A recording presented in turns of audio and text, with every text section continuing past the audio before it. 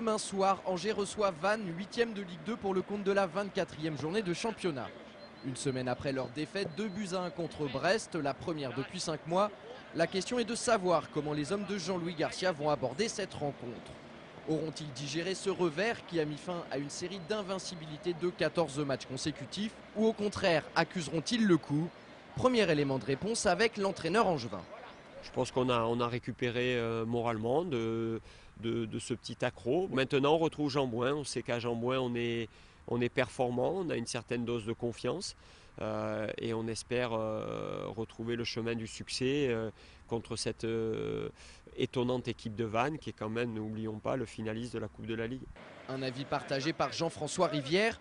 L'attaquant du SCO pense que ça ne sert à rien de ressasser indéfiniment le mauvais résultat ramené de Bretagne.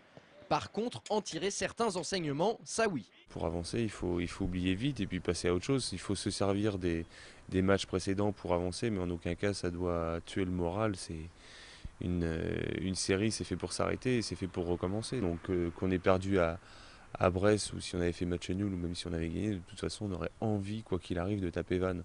Taper Vannes, comme le dit Jean-François Rivière, les Angevins en meurent d'envie pour 2 raisons. La première, c'est qu'ils sont quasi obligés de gagner ce match s'ils veulent rester sur le podium de la Ligue 2. La seconde, c'est parce que le match aller face aux Morbihanais leur reste encore en travers de la gorge. Souvenez-vous, à la Rabine, les scoïstes s'étaient inclinés 2-0 suite à 2 erreurs d'arbitrage. Tout d'abord un pénalty imaginaire, ensuite un hors-jeu évident non signalé. Ça fait déjà beaucoup, mais pourtant ce n'est pas tout.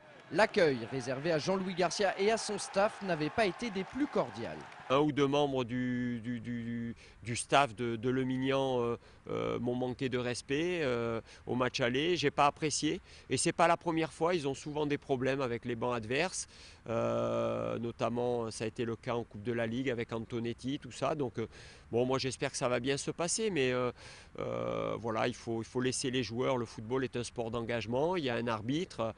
Il faut coacher ces joueurs, les guider, leur parler, les animer, mais il faut pas s'occuper de l'adversaire.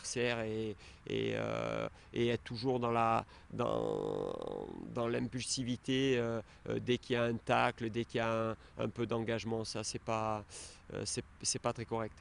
Vous l'aurez compris, il y a comme un sentiment de revanche dans l'air. Pour autant, Jean-Louis Garcia n'a pas axé la préparation de cette rencontre sur ce critère. Ce qui lui importe, c'est le jeu développé par sa formation.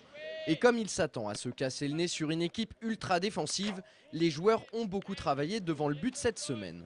Elle est très très difficile à manœuvrer et elle est surtout très réaliste. Une fois qu'elle marque un but, elle est capable de bien fermer, de bien conserver son avantage. Donc voilà, il faut s'attendre à un match peut-être compliqué à débloquer. On va travailler les attaques placées pour pas non plus se précipiter, aller dans la gueule du loup, comme on dit. Il faudra être patient, même si on doit marquer à la 80e minute ou 85e, il faudra être patient.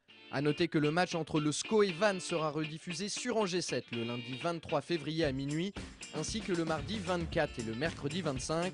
Ces retransmissions, il ne faut surtout pas les louper puisque Olivier Auriac, le milieu de terrain d'Angers SCO, sera notre consultant exceptionnel pour commenter cette rencontre.